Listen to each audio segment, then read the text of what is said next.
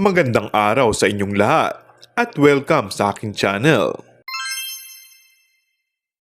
May viral video ngayon sa social media na napapabalitang papasok na raw ang aktres na si Angel Locsin sa FPJ's Batang Quiapo ni Coco Martin.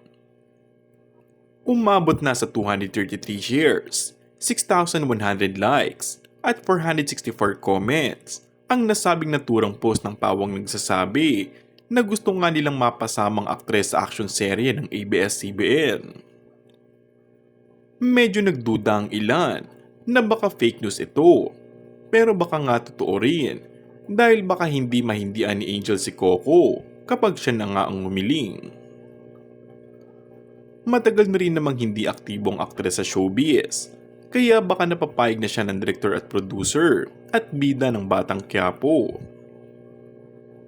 Pero ayon sa Dreamscape Entertainment na producer ng serye, ay sinagot ito na hindi po totoo dahil itinanggi ito mismo ng Dreamscape Entertainment. Marami na kasing gustong mapanood ulit si Angel sa harap ng kamera, kaya siguro ginawan siya ng video para kahit papano ay matuwa ang mga supporters niya na matagal na rin namimiss siya. Pero yun nga lang, malinaw na malabo pa itong mapabilang sa serye ni Coco. Samantala, sa pagkawala nga ng premyadong aktres si Jacqueline Jose bilang si Chief Espinas, malakas ang bulong-bulungan na may papalit na isang premyadong aktres din. Sa ngayon, ay hindi na maisip ng aktor at direktor na si Coco Martin kung paano tatapusin ang karakter ni Jacqueline Jose sa Batang Quiapo dahil marami pa sana umanong mangyayari sana sa karakter ng aktres.